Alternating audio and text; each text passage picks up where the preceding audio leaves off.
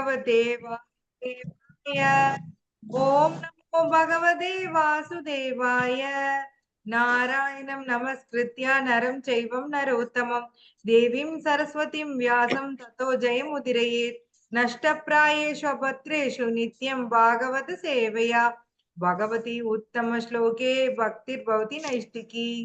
9வது அத்தியாயம் 22வது ஸ்லோகம்.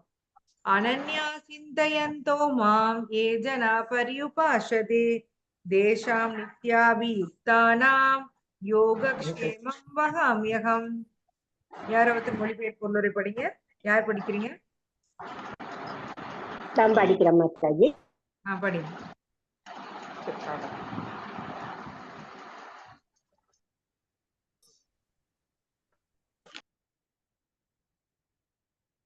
மொழிபெயர்ப்பு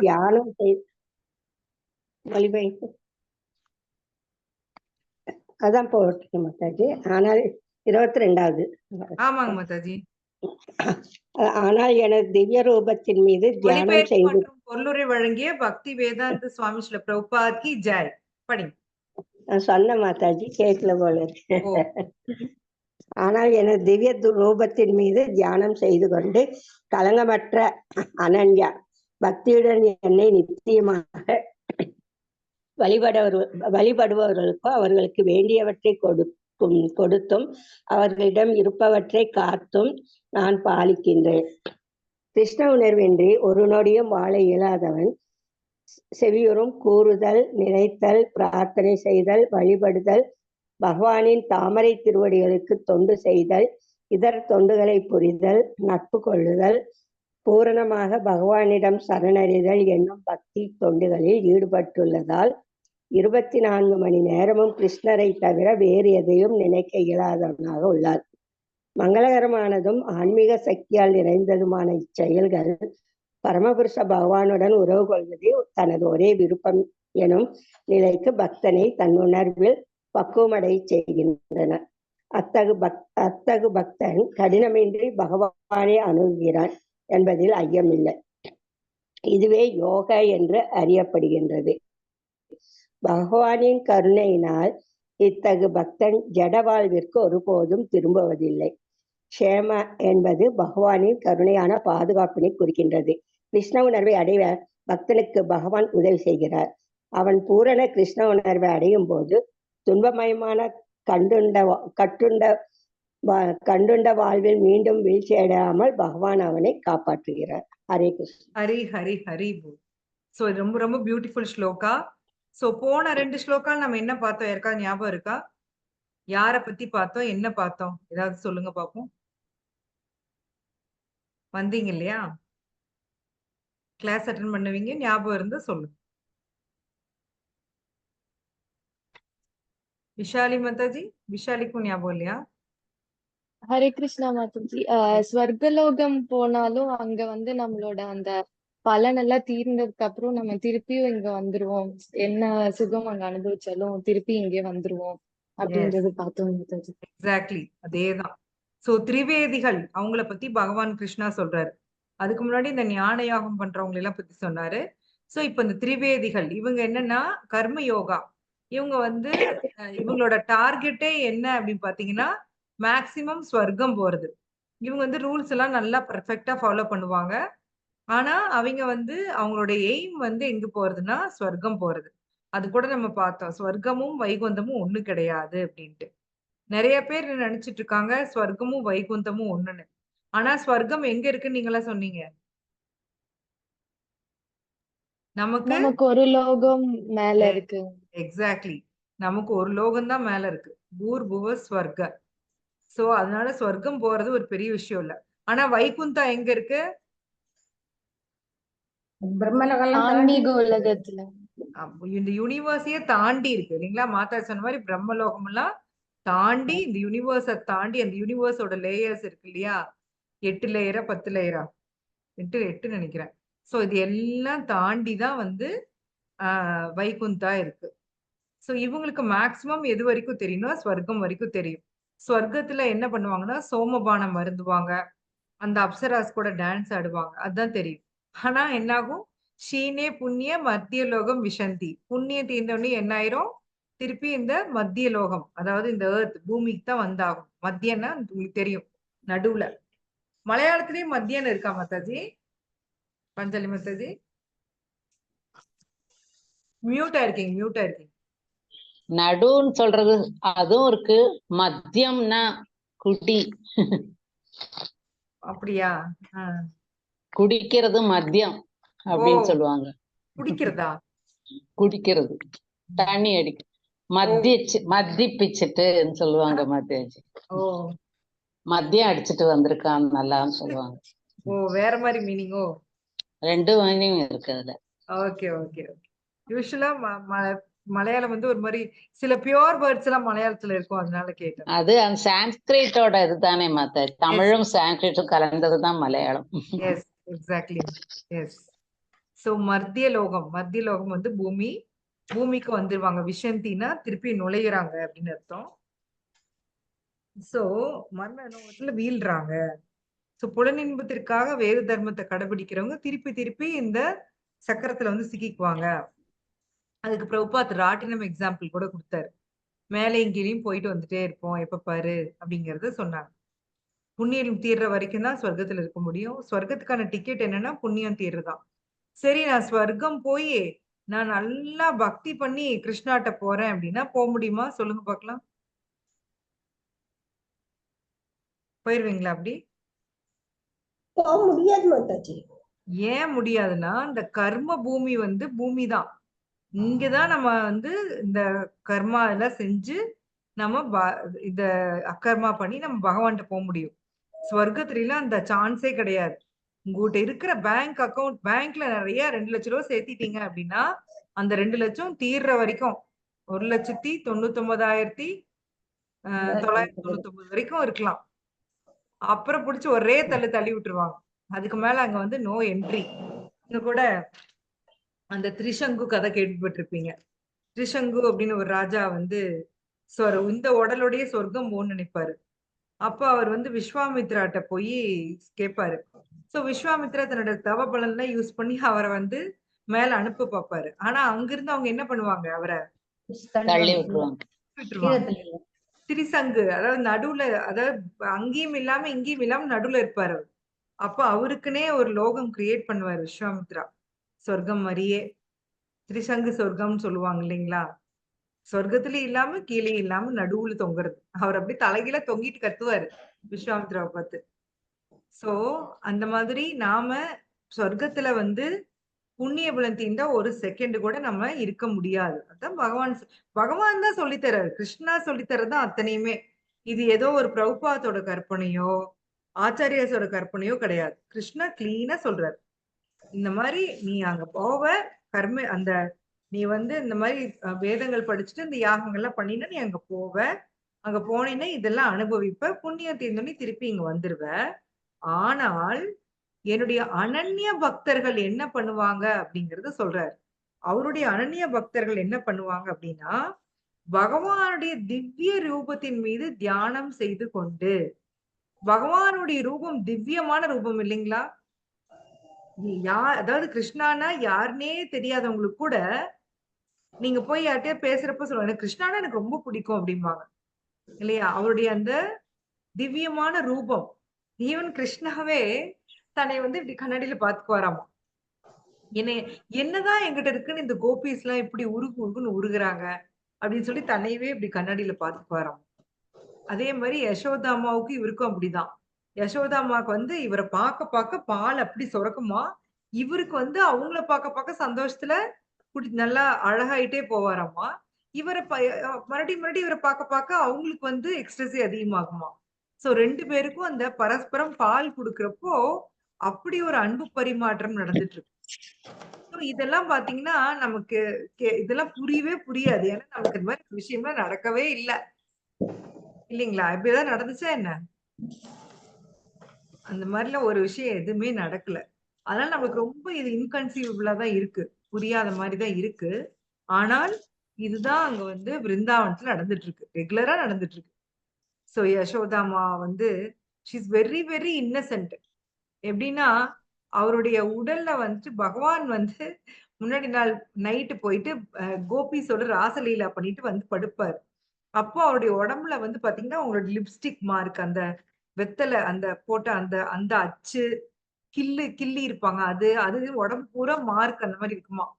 ஆனா இவங்க ரொம்ப இன்னசென்ட்டா, ஐயோ! இந்த பையன் என்ன வந்து எங்கேயோ போய் இடிச்சுக்கிட்டானாட்டுருக்கு. இந்த மாரி புண்ணாயிடுச்சு. என் கிருஷ்ணாக்கு இப்படி ஆயிடுச்சுன்னு சொல்லிட்டு, அவங்க புலம்பிட்டு இருப்பாங்களாமா. ஒரு சாதாரண மனிதன் கூட பார்த்தா கண்டுபிடிக்கிற மாரி இருக்குமாம். ஆனா, அவங்க பகவான் மேல இருக்கிற அந்த பிரேமையில, அவங்களுக்கு வந்து அதுல எதுவுமே புரியல. சோ, இது எல்லாமே யோகமாயாவோட வேலை.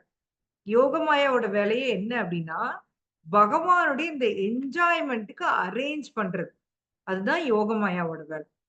மகாமாயாவோட வேலை என்னன்னு பார்த்தீங்கன்னா, நம்மள மாரி இருக்கிற இந்த ஃபாலன் சோல்ஸ்க்கு வந்து பா பாடம் கற்பிச்சு திருப்பியும் பகவான்ட்ட கூட்டிட்டு போறது. சோ, இப்ப இந்த டிஃபரன்ஸ் இப்ப உங்களுக்கு புரியுதா? யோகமாயாவுக்கும், மகாமாயாவுக்கும்?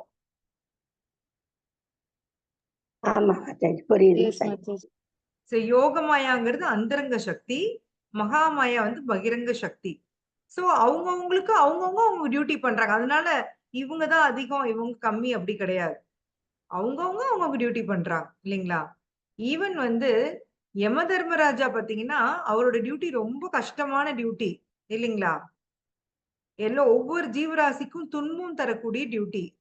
அது ஈஸியா? சொல்லுங்க. நீங்க ஒரு ஜட்ஜாவே இருக்கலாம். இல்ல மாதாஜி, ரொம்ப கஷ்டம். ரொம்ப கஷ்டம். பாகுபாடு பாக்குறோம். எஸ். பாரபட்சம் நடக்கணும் அவருக்கு. எந்த விதமான பாரபட்சமும் அவர் காமிக்க கூடாது. சரியா? அது ஒவ்வொரு ஜீவாத்மாவுக்கும் அவங்களுடைய டிஸ்டைன்ட் கர்மா படி அவங்க என்னென்ன பண்ணியிருக்காங்களோ, அதுக்கு தகுந்த தண்டனை அவர் குடுத்தே ஆகணும். அவருக்கு வந்து வேற ஆப்ஷனே கிடையாது. சோ, அதனால அவர் வந்து ரொம்ப க்ரூயலா? சொல்லுங்க. அவர் ரொம்ப கொடூரமானவரா? யம தர்மராஜா? இல்ல மாதாஜி, இல்ல அவரோட மாதாஜி. வேலையை தான் அவர் செய்யறாரு. அவர் வேலைய அவர் செய்றாரு. எஸ். ஈவன் இப்ப தூக்கு தண்டனை கைதியோட அந்த தூக்கு தண்டனை நிறைவேத்துறவங்க பாருங்க. அவங்க வந்து ஏதாவது அவங்க ஏதோ கொடூரமானவங்களா? அவங்க என்ன பண்றாங்க? தங்களோட டியூட்டிய தான் செய்றாங்க இல்லைங்களா? கவர்ன்மெண்ட் வந்து முடிவு பண்ணுது. இவருக்கு வந்து தூக்கு தண்டனை. ஒரு ஜட்ஜ் வந்து தீர்ப்பு குடுக்குறாரு. சோ, அந்த ஜெயில் அதிகாரிகள் இவர்ட்ட அந்த வேலைய ஒப்படைக்கிறாங்க. இவருடைய வேலை ஜஸ்ட் அந்த லிவர புல் பண்றது தான். இல்லைங்களா? சோ, அப்ப இவருக்கு தான் எல்லா இதுவும் வருமானா? அப்படி கிடையாது. இவரு வந்து அவரோட டியூட்டிய அவர் கரெக்ட்டா பண்றாரு. சோ, யம தர்மராஜாவும் அப்படிதான். அவருடைய டியூட்டி ரொம்ப டஃப்பான டியூட்டி தான். ஆனா வந்து அத வந்து அவரு நேர்மையா கரெக்ட்டா பண்ணிட்டு இருக்காரு. சோ, அவரு வந்து கம்மி. இதே வந்து மித்தவங்கலாம் அதிகம் அப்படி கிடையாது. எல்லாருமே பகவானுடைய பக்தர்கள். அவங்களுக்கு அசைன் பண்ண டியூட்டிய அவங்க கரெக்ட்டா பண்றாங்க. சோ, பகவான் என்ன சொல்றாருன்னா, என்னுடைய திவ்யமான ரூபத்தின் மீது தியானம் செய்றவன், தன்னுடைய பக்தன பத்தி குறிப்பிடுறாரு இங்க.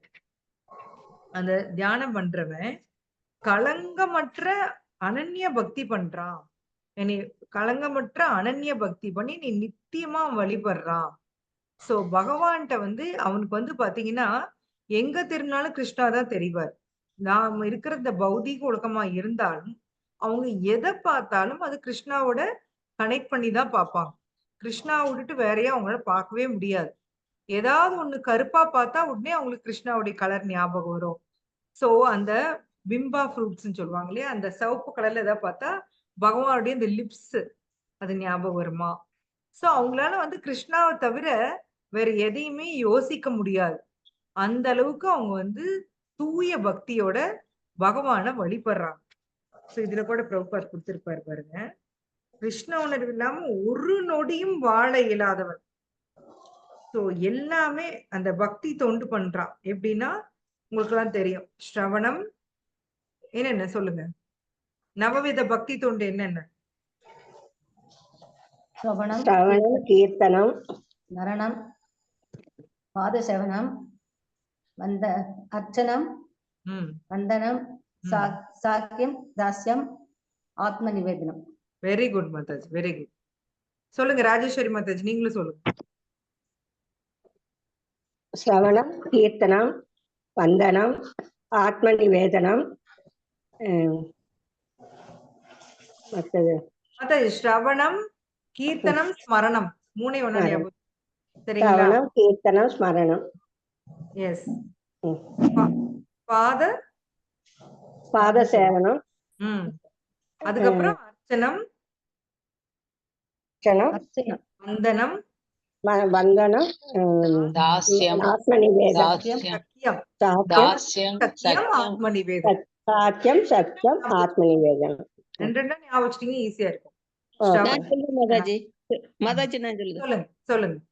சவனம், சபனம், கீர்த்தனம், ம். மரணம், பாத ஸ்மரணம் ஸ்மரணம் ஸ்மரணம் மரணம், சமர் ஆ, என்ன சொல்லுங்க. மாதாஜி? ஸ்மரணம் ஸ்மரணம். மரணம், பாத சவனம், ம். அர்ச்சனம், வந்தனம், தாஸ்யம், சாங்கியம், ஆத்ம நிவேதனம். Very good very good Mataji, very good. வேற யாராவது சொல்றீங்களா? வேற யாராவது ட்ரை பண்றீங்களா? பாஞ்சாலி நான் மாதாஜி, பண்றேன். பாஞ்சாலி ஸ்ரவணம் மாதாஜி. ஸ்ரவணம் கீர்த்தனம் ஸ்மரணம் ம். பாதசேவனம் ம். அர்ச்சனம் ம். வந்தனம் ம். சக்கியம் சக்கியம் தாஸ்யம் ஆத்ம நிவேதனம். Very good Mataji, very good. Yes, Vishali Mataji. ஸ்ரவணம், கீர்த்தனம், ஸ்மரணம், ம். பாதசேவனம், அர்ச்சனம், வந்தனம், தாஸ்யம், சாக்கியம், ஆத்ம நிவேதனம்.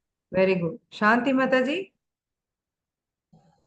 ஸ்வரணம், கீர்த்தனம், ஸ்மரணம், ம். பாதசேவகம், அர்ச்சனம், ம். வந்தனம், ஆத்ம நிவேதனம், தாஸ்யம், சக்கியம். சக்கியம். Very good very good very good. Yes, வேற யாராவது ட்ரை பண்றீங்களா? சண்முக பிரியா மாதாஜி, ஹரே கிருஷ்ண மாதாஜி. சொல்லுங்க. ஸ்ரவணம், கீர்த்தனம், விஷ்ணு ஸ்மரணம், ம். பாத சேவனம், வந்தனம், அர்ச்சனம், தாஷ்யம், சக்கியம், ஆத்ம நிவேதனம். ஹரே Yes. கிருஷ்ண. ஹரே கிருஷ்ணா. எஸ், வேற யாராவது சொல்றீங்களா? உமா மகேஷ் சிவா மாதாஜி. ஸ்மரணம், ஸ்வரணம், கீர்த்தனம், ஃபர்ஸ்ட் என்னது இது? ஸ்ரவணம் ஸ்ரவணம், ஸ்ரவணம். ம். கீர்த்தனம், ம். ஸ்மரணம், ம்.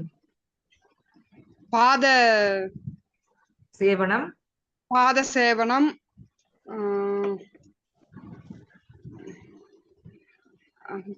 அர்ச்சனம், அர்ச்சனம், வந்தனம், வந்தனம், தாஸ்யம், தாஸ்யம், சக்கியம், சக்கியம், ஆத்ம நிவேதனம். ஆத்ம நிவேதனம். Very good. லலிதா மாதாஜி, சொல்றீங்களா? உமையாள் மாதாஜி, சொல்றீங்களா? ட்ரை பண்றேங்க மாதாஜி. சொல்லுங்க. சிரவணம், கீர்த்தனம், ஸ்மரணம், ம். ஆத்ம நிவேதனம், தாஸ்யம், அர்க்கியம்,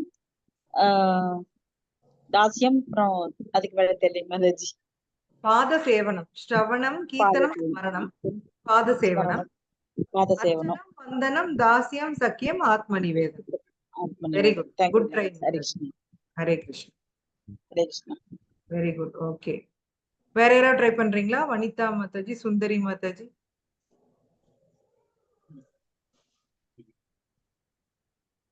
லலிதா மாதாஜி. ஓகே, பண்ணலன்னா will go to the class. So இந்த நவவித பக்தி, தூய பக்தி தொண்டு பண்றவங்க பாத்தீங்கன்னா, நம்மளுக்கு ஆக்சுவலி கர்ம யோகா பண்றவங்களுக்கு என்ன ப்ராசஸ் பாத்தீங்கன்னா, அவங்க வந்து யாகம் பண்ணுவாங்க, பியூரிஃபை ஆவருக்கு யாகம் பண்ணுவாங்க. ஆனா பக்தி தொண்டு எடுத்துக்கிட்டீங்கன்னா, நாம என்ன பண்றோம்னா, இந்த நவவித பக்தி, இந்த 9 விதமான பக்தி தொண்டு ப்ராசஸ் தான் நம்மளுக்கு வந்து ரூல். சரிங்களா? பார் கோடுன்னு சொல்லுவாங்க இல்லையா? நமக்கு ரூல்ஸ் வந்து இதுதான் நாம வந்து ஃபாலோ பண்றோம். சோ இந்த பக்தி தொண்டு பண்ணிக்கிட்டே 24 மணி நேரமும் கிருஷ்ணரை தவிர்த்து வேற எதுவுமே நினைக்க இயலாதவனா இருக்காங்களாம். நம்மளுக்கு கிருஷ்ணரை கொஞ்ச நேரம் ஞாபகம் வச்சுக்கிறது தான் கஷ்டமா இருக்கு. சாண்டிங்ல ஒரு 2 மணி நேரம் ஞாபகம் வைக்கிறதுக்குள்ளே படாத பாடுபடுறோம். ஆனா அவங்க பாருங்க, 24 ஹவர்ஸ் கிருஷ்ணாவை நினைச்சிட்டு இருப்பாங்களாம். இது உண்மையிலேயே எவ்வளவு நல்லா இருக்கும் இல்லைங்களா? இந்த மாதிரி ஒரு ஸ்டேஜ் யோசிச்சு பாருங்களேன். எப்பவுமே கிருஷ்ணாவை நினைச்சிட்டே இருக்கிறது. ஹாப்பியா இருக்குமா சேடா இருக்குமா சொல்லுங்க? எப்படி இருக்கும்? கிருஷ்ணாவை எப்பவுமே நினைச்சிருக்கா?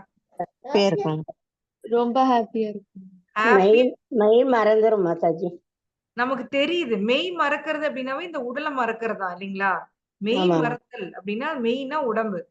So, இந்த சரி. உடலை மறந்துட்டு ஒரு சோலா ஒரு ஆத்மாவா நம்ம எப்பவுமே கிருஷ்ணாவை நினைச்சிட்டு இருக்கிறது வந்து ரொம்ப ரொம்ப அருமையான ஒரு ஸ்டேட். ஸோ ஒவ்வொரு ஜீவாத்மாவும் அதுல மேக்சிமம் இன்பம் அனுபவிக்கும். ஆனா அதை பத்தி தெரிஞ்சாலுமே நமக்கு வந்து இந்த பௌதீகத்தை விடுறதுக்கு ரொம்ப ரொம்ப பயம். இதை விட்டுட்டா எனக்கு என்ஜாய்மெண்ட் இல்லாம போயிருமோ, எனக்கு லைஃப் ரொம்ப ட்ரை ஆயிருமோ, ஒன்னு கிருஷ்ணா கிருஷ்ணான்னு என்ன இருந்தா இதையவே நினைச்சிட்டு இருக்கிறது, எப்ப பாரு இது பஜன் பாடிட்டு கிளாஸ் கேட்டுட்டு என்ன இருந்தா இதை பண்றது அப்படின்னு நினைச்சிட்டோம்னா முடிஞ்சிருச்சு கதை. சரியா? சோ பகவானை பத்தி நமக்கு வந்து இந்த கொஞ்ச நேரம் நம்ம பண்றதுக்கே வந்து நமக்கு அது ஒரு ருச்சி கிடைக்குது. இல்லைன்னா நம்ம அடுத்த நாள் நம்ம பண்ண மாட்டோம். சோ எப்பவுமே நினைச்சிட்டு இருக்கிறவங்களுக்கு அப்ப எவ்வளவு ருச்சி கிடைக்கும் யோசிச்சு பாருங்க. அவங்களாம் வந்து எக்ஸ்டசில இருப்பாங்களாம். சுகதேவ கோஸ்வாமி ஒரு இடத்துல கூட ஸ்ரீமதி ராதாராணி நேம் சொல்ல மாட்டாரு. ஏன்னா சொன்னா அவர் எக்ஸ்டசிக்கு போயிருவாராம். அதனால அவர் ஸ்ரீமதி ராதாராணி அந்த கோபின்னு மென்ஷன் பண்ணுவாரே ஒழிய அந்த ஆக்சுவலி 10வது காண்டம் வந்து அவ்வளோ பேசியிருக்காரு. ஆனா ஒரு இடத்துல கூட ஸ்ரீமதி ராதாராணியோட நேம் மென்ஷன் பண்ண மாட்டார். ஏன்னா அவர் வந்து அவங்களுக்கு இருக்கிற டைம் எவ்வளவு டைம் இருக்கு சொல்லுங்க சுகதேவ் கோஸ்வாமிக்கு? பரிஷித் மகாராஜாட்ட பாகவதம் சொல்றதுக்கு 7 days. 7 நாள் தான் இருக்கு. அது ஒரு 10th கேண்டோ வரையில கிட்டத்தட்ட 1 நாள் 2 நாள் தான் இருந்திருக்கும் இல்லைங்களா? அவ்வளவுதான் இருந்திருக்கும். சோ அப்படியா அது ஆயிடக்கூடாது அப்படிங்கறதுக்காக அவர் வந்து சொல்ல மாட்டாரு. அதே மாதிரி மகாபிரபு இங்க வந்தப்போ அவருக்கு அப்படியே பகவானுடைய அந்த பேர் சொல்ல சொல்ல கண்ணுல இருந்து அப்படியே கண்ணீர் பீச்சி அடிக்குமாமா. அவ்வளவு உடம்புல அந்த ரோமெல்லாம் செலுக்கும். அந்த எக்ஸ்டசி அந்த பாவா அந்த அந்த என்ன சொல்ற அந்த நிலை வந்து அவ்வளவு ஒரு இதா இருக்குமா. சோ நீங்க கடவுள் அப்படின்னா அவரோட இருந்த அவருடைய அசோசியேட்ஸும் அப்படிதான். அவங்க எல்லாரும் ஒண்ணு கூடி ஸ்ரீவாஸ் பண்டிட்டோட வீட்டுல வந்து அப்படியே விடிய விடிய சங்கீர்த்தனம் அப்படி பட்டைய தட்டுவாங்களாமா. விடிய விடிய ஹரிநாம சங்கீர்த்தனம் குதிப்பாங்களாமா. அப்படியே ஹரே கிருஷ்ணான்னு சொல்லி அப்படி குதிப்பாங்க. அவ்வளவு ஒரு எக்ஸ்டசி. எப்படி இருந்திருக்கும் அந்த இடத்துல யோசிச்சு பாருங்க. நம்ம அங்க பார்த்த நம்ம ஒரு ஸ்பெக்டேட்டரா இருந்தா எப்படி இருந்திருக்கும் இல்லையா? பக்தி வராதவனு கூட பக்தி வந்துடும். நமக்கும் அந்த ஃபீல் வந்துடும் மாதாஜி இல்லைங்களா? Yes correct. அதான் பக்தர்கள் சங்கத்துல இருக்கப்ப பாத்தீங்கன்னா எப்படி நீங்க வந்து ஒரு ஒரு ஒரு டிஸ்கோ கிளப்புக்கு பசங்க எல்லாம் போறாங்க இல்லைங்களா? அங்க போய் இவங்களுக்கு ஆட தெரியலனா கூட அங்க இருக்கிறவங்க ஆடுறப்ப இவங்க சந்தோஷத்துல இவங்களும் கையை கால ஆட்டிட்டே இருப்பாங்க. கையாவது தட்டுவாங்க. கையை தட்டிட்டாவது ஆடி சந்தோஷப்பட்டு இருப்பாங்க. அதே மாதிரி பக்தர்களோட இருக்கிறப்போ நமக்கு அந்த எக்ஸ்டசி வரலன்னா கூட அவங்க எல்லாம் பண்றது பார்த்துட்டு நமக்கு குஷியில நாமளும் வந்து நீங்க சொன்ன மாதிரி கையா தட்டுவோம், ஏதோ ஒரு ஆக்ஷன் பண்ணுவோம். இங்க ஆக்சுவலி பாருங்க, நாம ஹரே கிருஷ்ணா பாடுறப்போ கோயில்ல ஏதாவது கீர்த்தனை நடந்துச்சுன்னா கை கால் நமக்கு சும்மாவே இருக்காது. ஏதோ ஒண்ணு இப்படி ஏதோ ஒரு ஆக்ஷன் பண்ணிட்டு தான் இருப்போம். அது கூட ஜெகத் சாட்சி பிரபு கிண்டல் அடிச்சிட்டு இருந்தாரு. ஹரே கிருஷ்ணா டிவோட்டிஸ் வந்து எப்ப பாரு இப்படியே பண்ணிட்டு பஸ் ஸ்டாப்ல நிக்கிறப்ப கூட டான்ஸ் ஆடிட்டே நிக்கிறாங்க அப்படின்னு சொல்லிடுவாரு. அந்த மாதிரி நமக்கு வந்து அந்த கீர்த்தன் கேட்கிறப்ப நம்மள அறியாம ஒரு ஆக்ஷன் வந்துரும். சோ பக்தர்கள் சங்கத்துல அந்த கீர்த்தன் கேட்கிறப்ப நம்மளால அந்த உண்மையான அந்த சுவையை என்ஜாய் பண்ண முடியும். ஹரே கிருஷ்ணா மகாமந்திரத்தோட அந்த சுவை உண்மையிலே சுவைதான். ரொம்ப ரொம்ப டேஸ்டான சுவை. அத வந்து நம்ம வேர்ட்ஸ்னால எக்ஸ்பிளைன் பண்ணவே முடியாது. யாருமே பண்ண முடியாது. அதை டேஸ்ட் பண்ணி பார்க்கணும். இப்போ ஒரு மாம்பழம் இருக்குன்னு வச்சுக்கோங்க. அது இப்போ விஷாலி உங்களை கேட்கிறேன், மாம்பழத்தோட சுவையை எக்ஸ்பிளைன் பண்ணுங்க அப்படின்னு என்ன சொல்லுவீங்க? ஸ்வீட்டா இருக்கும். அது சாப்பிட்டு பார்த்தாதான் தெரியும் மாதாஜி. ஸ்வீட்டா இருக்கும், டேஸ்டா இருக்கும். அதுக்கு மேல நமக்கு சொல்ல வார்த்தை இல்ல. சொல்ல தெரியாது. உண்மையிலேயே அந்த மாம்பழத்தை சாப்பிடறவங்களுக்கு தான் அந்த டேஸ்ட் தெரியும் இல்லையா? அது நாக்குல படுறப்ப என்ன ருசி வருது. சோ அது மாதிரிதான் பக்தியும். அந்த பக்திய வந்து யார் ஒருத்தர் என்ஜாய் பண்றாங்களோ அவங்களுக்கு தான் அதனுடைய முழு டேஸ்ட் தெரியும். அது வரைக்கும் வெளியில இருந்து பாக்குறவங்களுக்கு இது என்னது, இவங்க எல்லாம் ஹரே கிருஷ்ணா சொல்லிட்டு இப்படி மண்டபத்துல வந்து டான்ஸ் ஆடிட்டு இருக்கிறாங்க. லேடிஸ் எல்லாம் ஒரு பக்கம் டான்ஸ் ஆடுறாங்க, ஜென்ஸ் எல்லாம் ஒரு பக்கம் டான்ஸ் ஆடுறாங்க. இது பைத்தியக்கார கும்பலா இருக்கு அப்படின்னு நினைச்சுக்குவாங்க. ஆனா உண்மையிலேயே இதுக்கெல்லாம் கொடுத்துதான் வச்சிருக்கணும். ஏதோ நீங்க போய் நைட் கிளப் காசை கொடுத்து ஒரு நைட் கிளப்புக்கு போய் அங்க வந்து அவ்வளவு செலவு பண்ணி ட்ரிங்க்ஸ் எடுத்து உங்களுக்கு வர்ற எக்ஸ்டசி எங்களுக்கு ஜஸ்ட் லைக் தட் வந்து எங்களுக்கு பகவானுடைய நாமா சொல்றப்ப அந்த எக்ஸ்டசி வருது. அதே எக்ஸ்டசி தான். நீங்க எவ்வளவு கஷ்டப்பட்டு நீங்க வர வைக்கிறது இங்க ஈஸியா வருது. சோ அதுலதான் கவரப்பட்டு பிரபுபாதர்கிட்ட அவருடைய சீடர்கள் வந்து சரணடைஞ்சாங்க. அந்த ட்ரக்ஸ் கொடுத்த அந்த எக்ஸ்டசிய வந்து ஜஸ்ட் லைக் தட் வந்து அவங்களுக்கு ஹரே கிருஷ்ணா மகா மந்திரத்திலேயே கிடைச்சது. சோ அவ்வளவு ஈஸியா ட்ரக் அடிக்ஷன் விடுறது யோசிச்சு பாருங்க. எவ்வளவு டஃப் ட்ரக் அடிக்ஷனை விடுறது. அதுல இருந்தே விடுபட்டு அவங்க வந்து இதுக்கு வராங்க. என் சிஸ்டர் அடிக்கடி சொல்லுவாங்க டோபமைன் ரிலீஸ் அப்படின்னு. இப்போ நம்மளுக்கு வந்து ஒரு ஹாப்பினஸ் வருது அப்படின்னா அது எதனால அப்படின்னா நம்மளுடைய உடல்ல வந்து டோபமைன் அப்படிங்கிற ஒரு ஹார்மோன் சுரக்குது. சோ அதனாலதான் நம்மளுக்கு வந்து அந்த ஹாப்பினஸ் வருதாமா. சோ அதை சுரக்க வைக்கணுங்கிறதுக்காக வந்து இந்த உலகமே படாத பாடுபடுது. என்னென்னமோ பண்றாங்க பாத்தீங்கன்னா, பைக் அப்படி ரேஸ் பண்ணிட்டு போறது. இன்னைக்கு வந்து நாங்க பாக்குற ரோட்ல போறப்ப 2 பசங்க ஸ்கூட்டில தான் போறானுங்க. பல்லதெறிக்க போறாங்க மெயின் ரோட்ல. யாராச்சும் ஏதோ ஒரு காரோ வண்டியோ டக்குன்னு லைட்டா பட்டா போதும், அவ்வளவுதான் அவனுங்க போய் எகிரி குதிச்சு போய் சேர்ந்துருவாங்க. அந்த ஸ்பீட்ல போறாங்க. அவங்களுக்கு வந்து அதுல ஒரு த்ரில்லு. சில பேர் வந்து மேல இருந்து அந்த பங்கி ஜம்பிங், மேல இருந்து அந்த கைத்தை கட்டி குதிக்கிறது, என்னென்னமோ உலகம் கிறுக்குத்தனமா பண்ணிட்டு இருக்குது இல்லைங்களா? இந்த டோபமைனுக்காக தான் அத்தனையும் பண்றாங்க. ட்ரக்ஸ் எடுக்கிறது, பாம்பு வச்சு கடிக்க, சில பேர் என்னமோ பாம்பு வந்து பெஸ்ட வந்து பாம்பு தீண்டுனா நல்லா இருக்கும் பண்றாங்க. என்னென்னமோ கிறுக்குத்தனமா பண்ணிட்டு இருக்காங்க. கேள்விப்பட்டீங்களா? இருக்கு மாதா, நாக்குல என்னென்னமோ பண்றாங்க. போய் இருமல் மருந்து வாங்கி பாக்கெட் பாக்கெட்டா வாங்கி குடிக்கிறாங்க. அதுல வந்து ஒரு எக்ஸ்டசி. ஆனா இதெல்லாம் பக்தியில ஜஸ்ட் லைக் தட் வருது. எப்படி வருதுன்னா, நீங்க உங்களை ஆத்மாவா உணர்றீங்க. மாதாஜி சொன்ன மாதிரி மெய் மறக்குறீங்க. உங்களோட மெய்ய மறந்து, மெய்னா உடல், இந்த உடலை மறந்து நீங்க உங்களை ஒரு ஆத்மாவா உணர்றீங்க. உங்களுக்கு வந்து அந்த இடத்துல இருக்கவங்க யாருமே உங்களுக்கு வந்து உடலா தெரியல. எல்லாருமே பக்தி சங்கத்துல பண்றப்போ எல்லாம் ஒவ்வொரு ஜீவாத்மா. ஒவ்வொரு ஜீவாத்மாவும் பகவானுடைய இந்த நாமா உச்சரிக்கையில அவ்வளவு ஒரு ஆனந்தத்தை அனுபவிக்குது, எக்ஸ்டசி அனுபவிக்குது. சோ அதுதான் ரியல் எக்ஸ்டசி. அதை தேடிதான் நம்ம இந்த பௌதிக உலகத்துல மூல முடுக்கெல்லாம் அலையிறோம். அதுதான் உண்மையான என்ன சொல்றது ஆனந்தம். தமிழ்ல அதுக்கு எனக்கு வேர்டு கூட தெரியல. உண்மையான ஆனந்தம் அதுதான் எக்ஸ்டசி. சோ அதுக்குதான் ஒவ்வொரு ஜீவாத்மாவும் ட்ரை பண்ணிட்டு இருக்கு. ஆனா அது எங்க கிடைக்கும்னா பகவானோட பக்தி பண்றப்ப மட்டும்தான் கிடைக்கும். நீங்க வேற எந்த கடையிலயும் நீங்க விலை கொடுத்து வாங்க முடியாது. வேற எங்கேயுமே உங்களுக்கு வந்து அது கிடைக்காது. நீங்க ஒலிம்பிக்ல போய் மெடலே ஜெயிச்சீங்கனாலும் அந்த கொஞ்ச நாள் கொஞ்ச நேரம் தான், அவ்வளவுதான் இல்லைங்களா?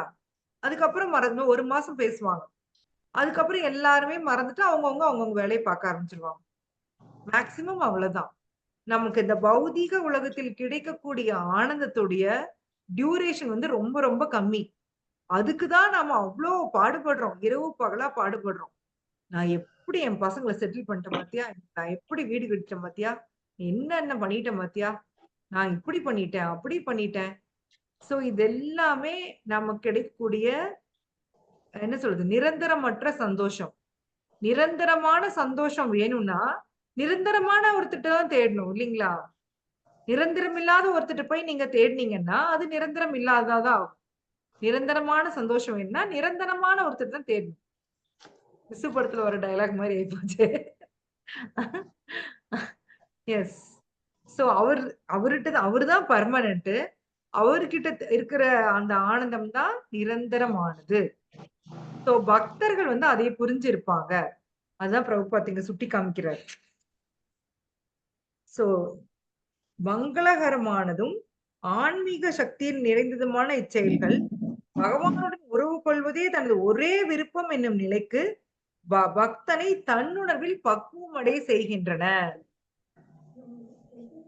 ஓ பரவசம். ஓகேடா, தேங்க்யூ. மெய் மறந்த இன்பம். Yes, thank you. Vishali Mataji meaning பார்த்திருக்காங்க. பரவசம், மெய் மறந்த இன்பம். Thank you, thank you. எஸ். சோ பக்தன் என்ன பண்றான்னா அந்த பக்தி பரவசம், அப்படித்தானே சொல்லுவோம் இல்லையா? பக்தி பரவசம், பரவச நிலை. கரெக்ட், தேங்க்யூடா. சோ ஹரே கிருஷ்ணா. தேங்க்யூ.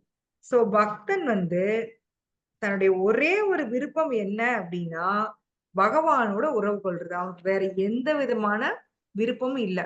அப்படி இருக்கிறவனுக்கு பகவான் என்ன செய்யறாரு? இப்ப அதான் கொஸ்டின். இப்போ பக்தி பத்தி நம்ம பார்த்தோம், அது எவ்வளவு இன்பமானது, எல்லாம் சோன்ஸோ எல்லாம் பார்த்துட்டோம். பக்தன் வந்து பகவான் தான் தனக்கு எல்லாமே அப்படின்னு நினைக்கிறான். அப்படி இருக்கிறவனுக்கு பகவான் என்ன செய்யறாரு அப்படின்னா யோகக்ஷேமம் வகாமியகம், அவருடைய யோகக்ஷேமத்தை நான் பாத்துக்கிறேன். இந்த எல்ஐசியில கூட ஒரு யோகக்ஷேம வகாமியம் எடுத்து யூஸ் பண்ணியிருப்பாங்க. சோ அது என்ன அப்படின்னா அப்ப நாளைல இருந்து அந்த பக்தனுடைய பண பிரச்சனை எல்லாம் தீந்துருமா? அவனோட பௌதீக உலக பிரச்சனை பூரா தீந்துரும். அப்படிதானே? பகவான் பாத்துக்கிறாருன்னா என்ன நடக்கும் சொல்லுங்க? ஒரு பகவான் ப்ராமிஸ் பண்றாரு என் பக்தனை நான் பாத்துக்கிறேன் அப்படின்னு. அப்ப அவனுடைய பௌதீக பிரச்சனைகள் எல்லாமே தீந்துருமா? இது 2 கொஸ்டின். மறுபடியும் பௌதிக வாழ்வு நிலைக்காம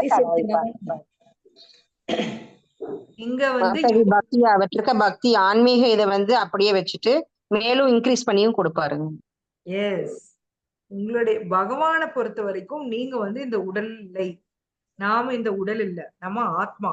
நமக்கு வந்து இந்த உடல் தாண்டி யோசிக்க தெரியாது. ஆனா கிருஷ்ணாவை பொறுத்த வரைக்கும் அவருடைய ஒரே டார்கெட் வந்து இந்த ஆத்மா தங்கிட்ட திரும்ப வரணும், அது மட்டும்தான். அதுக்கு சாதகமானதை அவர் வந்து கொடுப்பாரு, பாதகமா இருக்கிறத எடுத்துருவாரு. அதுதான் யோகக்ஷேமம் மகாமியகம். என்னுடைய பக்தனுக்கு வந்து அவனுடைய யோகக்ஷேமத்தை நான் பாத்துக்கிறேன் அப்படின்னு சொல்லி பகவான் சொல்றாரு. பக்திக்கு சாதகமான இருக்கிறத வந்து கொடுப்பாரு, பக்திக்கு பாதகமா இருக்கிறத வந்து அவர் வந்து எடுத்துருவாரு. நாம வந்து அது புரியாம அதுக்குதான் வந்து கிருஷ்ணாவை திட்டிட்டு இருக்கிறோம். நிறைய பேர் இந்த உலகத்துல அப்படி நினைக்கிறாங்க. பக்தன்னா அவருக்கு வந்து வியாதி வரக்கூடாது, அப்படிலாம் கிடையாது. பக்தனுக்கும் வியாதி வரும். வந்து பக்தி தீர்த்த சுவாமி மகராஜ் சொல்லிட்டு அவர் பாத்தீங்கன்னா அவருக்கு வந்து கேன்சர் வந்தது. ஆனா அப்போ அவர் வந்து ஒரு சாங் ஹரே கிருஷ்ணா தான் நினைக்கிறேன், அப்படி அழுதுட்டே பாடுவார் பாருங்க. அதை கேட்டீங்கன்னு வச்சுக்கோங்க, நம்மளுக்கு அப்படியே மெய் சிலிர்த்துரும். உண்மையாவே அப்படி ஒரு இதுல அவர் பாடுவாரு. அவ்வளவு உடல் வேதனை, அவங்களுக்கும் வேதனை எல்லாம் இல்லாம இருக்காது, இருக்கும். ஆனா அவங்க வந்து கிருஷ்ணாவை அதுக்கு தேங்க் பண்றாங்க. அப்போ வந்து அவங்க they feeling closer to Krishna. அவங்க இல்ல அத வந்து அவங்க பனிஷ்மெண்டா அவங்க பாக்குறது இல்ல. பக்தனை பொறுத்த வரைக்கும் அவனுக்கு நடக்கிறது எதையுமே அவன் வந்து பனிஷ்மெண்டா பாக்குறது இல்ல. இது எல்லாமே பகவான் எனக்கு கொடுத்த ஒரு இதுதான். அது அந்த மாதிரிதான் வந்து ஒரு எப்படி வந்து நம்ம சந்தோஷத்தை வந்து பகவான் கொடுக்கிற சந்தோஷத்தை சந்தோஷமா ஏத்துக்கிறோமோ அதே மாதிரி அந்த கஷ்டத்தையும் நாம வந்து சந்தோஷமா ஏத்துக்கணும். நான் அடிக்கடி சொல்றதுதான், சந்தோஷம் வர்றப்ப ஏன் வருதுன்னு நம்ம வருதுன்னு கேட்கறதே கிடையாது. ஆனா கஷ்டம் வர்றப்ப மட்டும்தான் நம்மளால தாங்கிக்க முடியறது இல்ல, ஐயோ அம்மா. ஆனா பக்தனை பொறுத்த வரைக்கும் என்ன நினைக்கிறானா, பகவான் ரொம்ப ரொம்ப மர்சிஃபுல், எனக்கு இன்னும் மோசமா வர வேண்டியது அவர் தடுத்து காப்பாத்திருக்காரு. இதுதான் ஒரு பக்தனுடைய நிலை. அவன் வந்து பகவானை வந்து கரெக்டா புரிஞ்சு வச்சிருப்பாங்க. அவங்க எப்பவுமே பகவானை நிந்திக்க மாட்டாங்க. ஏன்னா அவங்களுக்கு நல்லா தெரியும், நீங்க ஒரு வாட்டி நீங்க ஹரே கிருஷ்ணா சொல்லிட்டீங்கன்னா கூட நீங்க பகவானுடைய பாதுகாப்புல இருக்கீங்க. நாமெல்லாம் சாதகா பக்தர்ஸ், பக்தாஸ், அதாவது நம்ம வந்து வைதி சாதனா பக்தி பண்ணிட்டு இருக்கோம் நம்ம எல்லாருமே. நம்மளுக்கு வந்து தானா வந்து பகவான் மேல லவ் வரல. ஆனா ஆச்சாரியா சில வழிமுறை சொல்லி கொடுத்திருக்காங்க. அந்த வழிமுறையை நம்ம ஃபாலோ பண்ணி நம்மள இப்ப பக்தி பண்ணிட்டு இருக்கிறோம். ஒரு நாளைக்கு 16 மாலை ஜபம் பண்றது, பிரசாதம் சாப்பிடுறது, பகவத்கீதையை படிக்கிறது, பாகவதம் படிக்கிறது, பக்த சங்கத்துல இருக்கிறது. இந்த நவவித பக்தி தொண்டுல ஏதாவது 1-2 உருப்படியா பண்ணோம்னா கூட போதும். சோ இதெல்லாம் நம்ம பண்ணிட்டே இருந்தோம் அப்படின்னா கண்டிப்பா நம்ம திருப்பி பகவான்கிட்ட போலான்னு சொல்லி நம்ம ஆச்சாரியா சொல்லியிருக்காங்க. சோ நம்ம எல்லாமே இது ட்ரை பண்ணிட்டு இருக்கிறோம். நாம வந்து இப்ப போயிட்டு இருக்கிற பாதை வந்து தூய பக்தி தொண்டு. ஆனா நான் தூய பக்தர் ஆயிட்டேனா இல்ல, எனக்கு வந்து நிறைய அனர்த்தங்கள் இருக்கு. நிறைய அனர்த்தங்கள் இருக்கு. எனக்கு இன்னும் பௌதிக ஆசை இருக்கு, அனர்த்தங்கள் இருக்கு. ஆனா என்னுடைய அபிலாஷை என்ன அப்படின்னா பகவானை அடையிறது மட்டுமே. ஏன்னா நான் வேற எதுக்காகவும் பக்தி பண்ணல. இப்ப நாம யாராவது இப்ப வந்து என் ஃபேமிலி வந்து நல்லா, அதாவது நான் பெரிய பணக்காரன் ஆகணும், நான் சொர்க்கம் போகணும், இந்த மாதிரி நோக்கங்களுக்காக நம்ம இங்க பக்தி பண்ணிட்டு இருக்கோமா? யாருக்காவது அந்த மாதிரி ஐடியா இருக்கா? இல்ல மாதாஜி. மாதாஜி இல்ல மாதாஜி. இல்ல நம்மளோட மாதாஜி. இலக்கு என்ன? நம்ம கிருஷ்ணா பகவானை போய் கிருஷ்ணா கிட்ட பகவானை போகணும். அடையணும். பகவான் சுத்த பக்தி வேணும். வேற வேற எந்த நோக்கமும் நம்மளுக்கு இல்ல. சோ நம்மளோட அபிலாஷா வந்து என்னன்னா கிருஷ்ண பிரேமா தான். ஆனா அந்த அனர்த்தா எனக்கு நிறைய இருக்கு. சோ நாம போயிட்டு இருக்கிற பாதை தூய பக்தி தொண்டு. ஆனா நான் வந்து தூய பக்தனான்னு கேட்டா நான் அந்த பாதையில இருக்கேன். இன்னும் எனக்கு நிறைய அனர்த்தங்கள் இருக்கு. சோ இப்ப கொஞ்சம் கொஞ்சமா நம்ம பியூரிஃபை ஆயிட்டு வந்துட்டு இருக்கோம். ஆக்சுவலா நாம கடந்து வந்த பாதை பாத்தீங்கன்னா தான் தெரியும் நாம எவ்வளவு தூரம் முன்னேறி வந்திருக்கோம் அப்படின்ட்டு. நாமளும் ஐயோ அம்மான்னு சொல்லி கஷ்டப்பட்டு நீச்சல் அடிச்சு கொஞ்சம் கொஞ்சமா முன்னேறிதான் வந்துட்டு இருக்கிறோம். கொஞ்சம் தூரம் ஏறுவோம், சறுக்கி விழுவோம், திருப்பி ஏறுவோம், சறுக்கி விழுவோம் அப்படின்னு சொல்லி கொஞ்சம் கொஞ்சமா வந்துட்டு தான் இருக்கோம் இல்லைங்களா? பக்தி ப்ராசஸ்ல நாமளும் கொஞ்சம் கொஞ்சமா அந்த மலையை ஏறிட்டு தான் இருக்கோம். கரெக்டான ரூட்ல நாம இருக்கோம். சோ இந்த ரூட்ல நம்ம போயிட்டே இருந்தோம்னா ஒரு நாள் பகவான்கிட்ட போவோமா இல்லையா? போயிருவோம். எஸ். அதே நீங்க வேற ரூட்ல நீங்க போனீங்க அப்படின்னா, அதாவது கர்ம யோகா, ஞான யோகா, தியான யோகா இந்த மாதிரி ரூட்ல போனீங்கன்னா அப்போ வந்து பகவானை அடையறதுக்கு டைம் ஆகும். நீங்களோட கோலும் வேறையா இருக்கலாம். அப்ப நீங்க சொர்க்கத்தை அடையணும்னு நினைக்கலாம். அப்ப நீங்க வந்து பகவான் அடைய மாட்டீங்க. ஆனா நாம இப்ப எடுத்திருக்கிற பாதை தூய பக்தி தொண்டு. சோ இதுல வந்து நம்மளுடைய ஒரே டார்கெட் வந்து கிருஷ்ண பிரேமை அடையிறது தான். சோ அந்த மாதிரி இருக்கிற பக்தர்களுக்கு தான் பகவான் வந்து நம்மள வந்து நேரடியா கஸ்டடி எடுத்துக்கிறாரு, டைரக்ட் கஸ்டடி எடுத்துக்கிறாரு. சோ அது கூட வந்து ஒரு அழகான எக்ஸாம்பிள் ஒன்று சொல்லுவாங்க. இப்போ உங்க வீட்டு கேரேஜ்ல வந்து ஒரு கார் நிக்குது, உங்க கார் நின்றுட்டு இருக்குது. நீங்க என்ன பண்றீங்க, அந்த காரை வந்து ஒரு ரேட் போட்டு பக்கத்து வீட்டுக்காரருக்கு வித்துறீங்க. ஆனா பக்கத்து வீட்டுக்காரர் சொல்றாரு அந்த கார் கொஞ்ச நாளைக்கு இந்த கேரேஜ்லயே நிக்கட்டும் அப்படின்னு. இப்போ அந்த காரோட ஓனர் யாரு? வாங்கினவர். காரை வாங்கிக்கிட்ட. ஆனா அந்த கார் வந்து எங்க நிக்குது? பழைய ஓனர் வீட்ல. நம்மளோட பழைய ஓனர் வீட்ல. ஆனா எனக்கு அதுக்கு ஏதாவது சம்பந்தம் இருக்கா? இல்ல. அதே மாதிரிதான் இவ்வளவு நாளா நம்ம வந்து கர்மாவோட கஸ்டடியில இருந்தோம். இப்போ பகவானோட கஸ்டடிக்கு போயிட்டோம். மேபி பார்த்தா நான் செய்யறதெல்லாம் வந்து முன்ன செஞ்ச மாதிரியே தான் இருக்கலாம். ஆனால் வித்தியாசம் இருக்கிறது. நாமெல்லாம் பகவானுடைய கஸ்டடிக்கு வந்துட்டோம். சோ நாம இப்ப பண்ண வேண்டியதெல்லாம் என்னன்னா ஒழுங்கா பக்தி பண்ணி பகவான்கிட்ட போறதுதான். வேற எதுவுமே நம்ம பண்ண தேவையில்லை. 7 கடல் 7 மலை தாண்டி குடிச்சிட்டு வா அப்படிங்கிற மாதிரி எல்லாம் நம்ம எதுவுமே பண்ண தேவையில்லை. சரியா?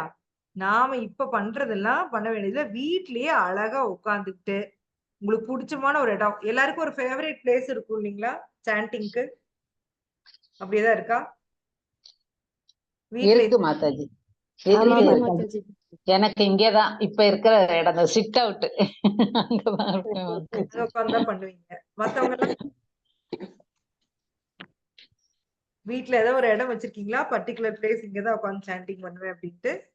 இருக்கு மாதாஜி. எஸ் மாதாஜி. டோர் ஓபன் பண்ண உடனே நல்லா வெளிச்சமா இருக்கும் சொல்லிட்டு அங்கேயே டோர் பக்கத்துல உட்காந்து பண்ணுவோம் மாதாஜி. கரெக்ட். ஒவ்வொருத்தருக்கும் ஒவ்வொரு இடம் இல்லையா? வெளிச்சம் இருக்கு அவங்க இடம். Yes correct. அந்த மாதிரி ஒரு இடம் நமக்கு அங்க உட்கார்ந்தா நல்லா சாண்டிங் பண்ண ஒரு இது கிடைக்கும். சோ அங்க உட்கார்ந்து நிம்மதியா சாண்டிங் பண்ணிட்டு நல்ல பிரசாதம் டேஸ்டா செஞ்சு பகவானுக்கு ஆஃபர் பண்ணிட்டு சாப்பிட்டுட்டு நல்ல பகவத்கீதையை படிச்சுட்டு பாகவதம் படிச்சுட்டு கிளாஸ் கேட்டு ஹாப்பியா இருக்கணும். அதுதான் பக்தி. பக்தி வந்து நம்ம ஸ்ட்ரெஸ்ஃபுல்லா பண்ண தேவையே இல்லை. சந்தோஷமா பண்ணலாம்.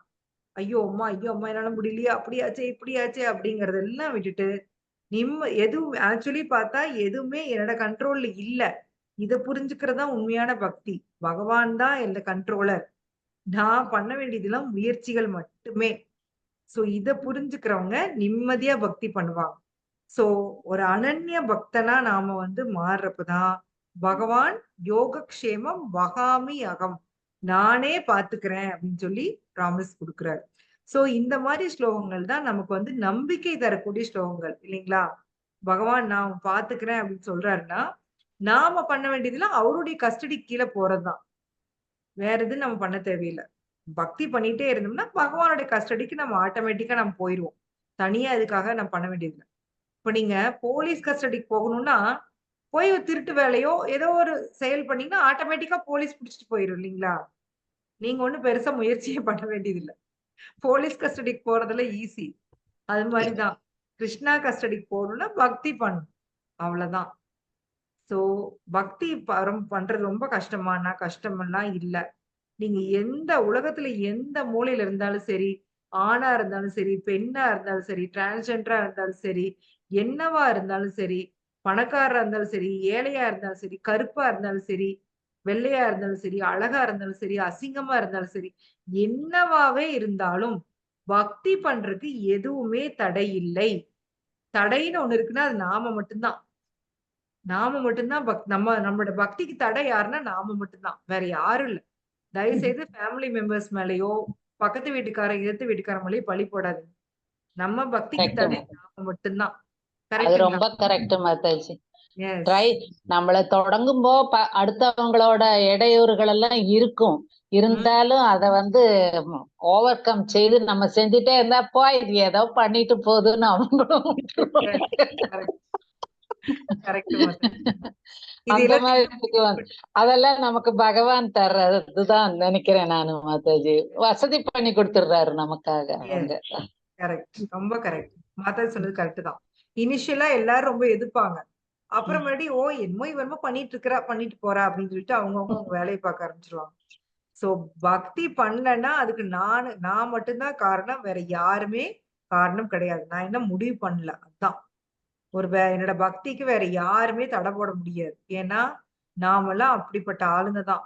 நாமெல்லாம் அப்படியே ரொம்ப பாவம் எல்லாம் ஒண்ணும் இல்ல. நமக்கு வேணும்னா ஹஸ்பண்ட் எடுத்து பயங்கரமா சண்டை போடணும்னு நமக்கு தெரியும். ஆனா பக்தி பண்றா மட்டும் சௌகரியமா எல்லார் மேலயும் பழிய போட்டு உட்கார்ந்துக்கிறது அவங்க விடலைங்க, அதனாலதான் நான் பண்ணல அப்படின்ட்டு உட்காந்துப்பாங்க. அதுதான் மேடம் நானும் பண்ணிட்டு இருக்கோம் மாதாஜி.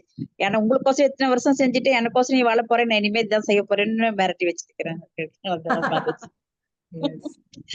சோ அதுக்காக ஃபேமிலி மெம்பர்ஸ் பகைச்சுக்க வேண்டாம்.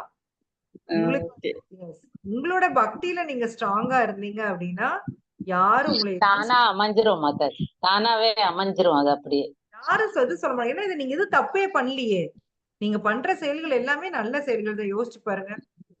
கடவுள் பகவான் நமக்கு சூழ்நிலைகளை ஏற்படுத்தி தந்துருவாரு. அந்த மாதிரி ஒரு சுமூகமான சூழ்நிலையை தந்துருவாரு நமக்கு. Exactly correct. அதுக்கு ஏத்த மாதிரி பகவானே சூழ்நிலை அமைச்சு கொடுப்பாரு. Very correct. கரெக்ட்தாங்க மாதாஜி. அது மாதிரி எனக்கு போயிட்டு இருக்குது மாதாஜி. நம்ம என்ன தப்பு செய்யறோம்ன்றது உடனே எனக்கு காமிச்சு கொடுத்தாரு.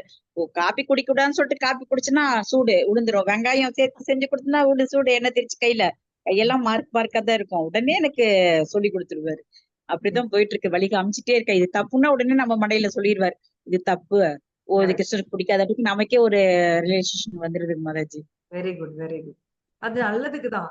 பகவான் எது பண்ணாலும் நம்ம நல்லதுக்கு தான். நிம்மதியா இருக்கணும். சோ பகவானுக்கு பக்தி பண்ணுங்க, வேற எது சொல்றதுக்கு